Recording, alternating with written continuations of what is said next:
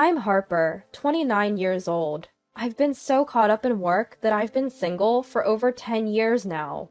My mother started asking, "Haven't you found a good man yet?" I don't want to be single. I would love to find someone special to date or marry. So I jokingly told my mother, "My knight in shining armor hasn't come for me yet, so I guess I have to go looking for him myself." To my surprise, she arranged a blind date for me. It was set up by a staff member at her regular beauty salon. I was hesitant, but she said, "It's supposed to be casual." Apparently, it's not a formal blind date. A woman who goes to the same beauty salon as my mom was complaining about her son not getting married, and the thoughtful hairstylist introduced her to my mom. "Well, you don't have to get married. Just meet him for now. But I hope he's a good person." I don't know what he looks like or what he does, since there's no profile of each other. All I know is what my mom heard from the hairstylist. Apparently, he's a salesperson. You know, the luxury car dealership near the bypass? He's a salesman there. I might go take a look, my mother said, clearly excited. I'm looking forward to this new encounter too. But unlike personal dating, blind dates involve considering each other's families and circumstances, since marriage is on the mind. That could put us at a disadvantage, or even lead us being avoided. "Mom, do they know about our situation? Some people might object because I'm from a single-parent home and I dropped out of high school." When I was in high school, my father, who ran a business, took his own life due to debt. The recession hit us hard, and he just wore out. My mother tried to support the family and company alone, but collapsed from stress and exhaustion. I was so worried about my mother that I dropped out of high school to protect her health and the company my father left. I worked desperately to rebuild the company. I thought we were going to go bankrupt, but now we have a small company with 10 employees. We manufacture and deliver specialized kitchen equipment, and we're on good terms with major hotel restaurants. I don't regret my choices, and there's no issue at work, so I don't worry about it. But since my mom feels remorse for not letting me graduate properly, I started attending an alternative high school last year. "Well, I think the hairdresser has told them. I explained everything, so they must have been fine with it when they contacted us," my mother said. "That makes sense." "Oh, Harper, you worry too much." And then came the day of the blind date. My mom and I went, thinking it was just a casual meet and greet, but the other family showed up, all dressed up. The mother was in a dress, and the father in a suit. They were dressed well enough to attend a wedding. My mom and I exchanged surprised looks at their level of sophistication. Is this what we were expecting? Are we okay with this? A shadow of doubt crossed my mind. As for my blind date, wow, so much perfume. How much did he put on? His hair was slicked back with hair gel. He's 47, but his hair is considerably receding. He's wearing an expensive-looking suit, but it doesn't suit him well, which is unfortunate. My mom and I dressed in casual, stylish suits, but nothing over the top. It seemed like there might have been some miscommunication. The other family stared at my mom and me, then suddenly smiled condescendingly. What's with this family? They give off a bad vibe. I didn't have a good impression from the start, but I kept a straight face, as is the social norm. We all introduced ourselves and sat down for the blind date. The restaurant was in a top-rated hotel, known for its delicious food. Lunch was reserved. The other family whispered amongst themselves. I was curious about what they were talking about, but after all, this was a blind date. To get to know the other person, I decided to strike up a conversation. "So, Mason, you work in car sales, right?" I tried to start a conversation by mentioning Mason's occupation, but Mason replied, "Not just any car. I'm a dealer for high-end foreign cars that ordinary people like you can't afford. I'm the top salesman every month. Even the chef of this restaurant is my client." Excuse me?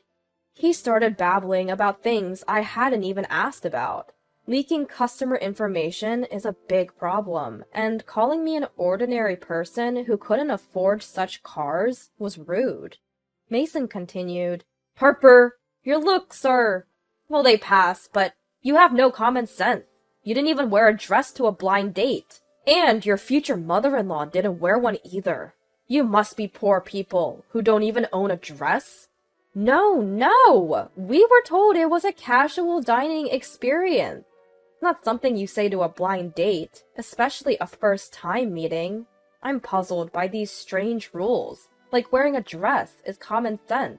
We were told it was a casual get-together, without profiles or a matchmaker. My mom and I were dumbfounded that Mason's parents didn't admonish his words. Unaware of our reaction, Mason continued talking.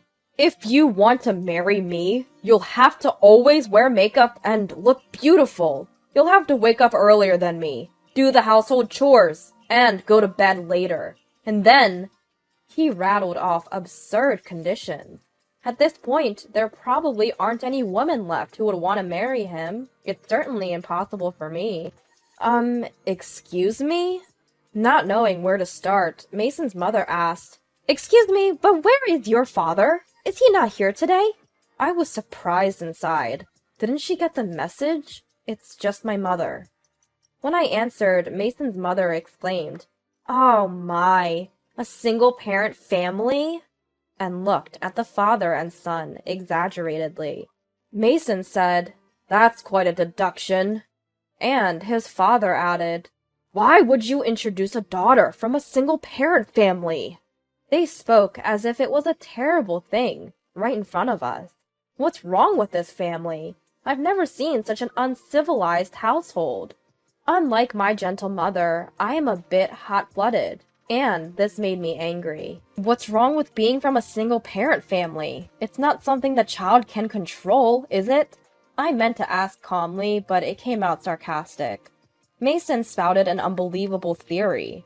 Single-parent means divorced. People who divorce couldn't see their partner's true nature. They lack judgment. There's no way a child born from such a foolish parent would be decent. There are other reasons for single parenting, like illness or accidents, and even if it's divorce, what's wrong with that? My mother quietly said, It's not this child's fault. She's from a single-parent family. I could see she was holding back her anger. Mason's tactless father asked, So Harper, what's your highest level of education? You probably didn't receive a decent education in a single-parent home, right? Did you finish high school? Mason's mother boasted, Our son graduated from a private university, naming one I'd never heard of. So where did you go, Harper? Mason grinned infuriatingly. I really didn't want to say it, but lying would be pointless. I'm a high school dropout. A high school dropout! That's even worse than just graduating high school. See? There's nothing good in a single-parent home. Mason's father gloated. I couldn't hold back. We had our reasons. What's the big deal? Is it such a problem that I'm a high school dropout or that we're a single-parent family? Even if you went to a great university, I think we're much better than people who are rude to strangers they just met. I don't want anything more to do with this family. People with low education get angry easily. Being a high school dropout and from a single-parent family means you're at the bottom of society. It's natural to be looked down upon. I would be too ashamed to live. Mason's father taunted. Oh, absolutely! Mason and his father laughed uproariously, though I had no idea what was so funny. My mother and I have never lived shamefully. When Mason's father stopped laughing, he said, Really? We came here for an arranged marriage, and a single-parent family with a high school dropout won't do. Go home. You're wasting our time. I never want to see you two again. He waved us away, as if shooing stray dogs. Did he really have to go that far? I've never been ashamed of my choices, but to be looked down upon so directly? Maybe that's why it never happened before. Mason, being Mason, said, Harper sure has a pretty face, but to be my wife, she needs to be strictly trained by my mom. Being a high school dropout with only one parent, she's probably lacking common sense. No way. Impossible. A shiver ran down my spine, and I forgot my manners and yelled, Who would marry you? At that moment, my mother quietly placed the bag she had set aside on her lap and took out a business card from her wallet. She called someone on her smartphone. "Hello, this is Smith. I'm canceling the car I reserved last week. My daughter is on a blind date with your sales rep right now, but his father just said he never wants to see us again. We talked for over 2 hours last time, but he doesn't seem to remember my face.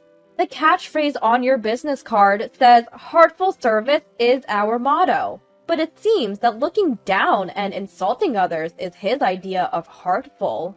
Please work on employee training as well. I'll never buy from you again, but I hope no one else has a bad experience."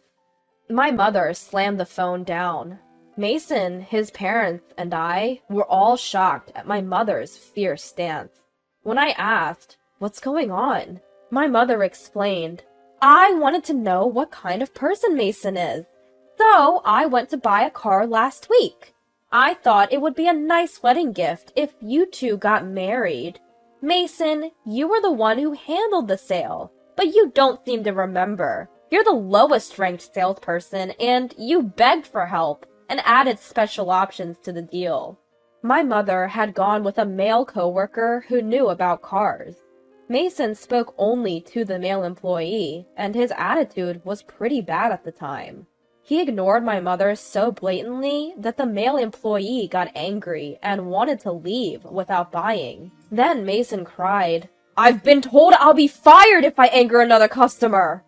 and apologized almost to the point of bowing down.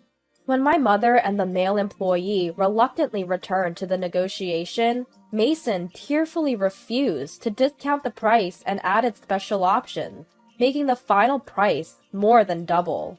The male employee kept whispering, "This is way too expensive. It's definitely better to buy from another store." And my mother reserved the car, but went home. "I thought I'd buy it as a celebration if you married, in case you liked Mason. It would be troublesome if the groom became unemployed, but since we're never meeting again, we can't buy the car. I have to cancel." My mother explained calmly. Mason's mother explained the situation calmly, and Mason finally remembered.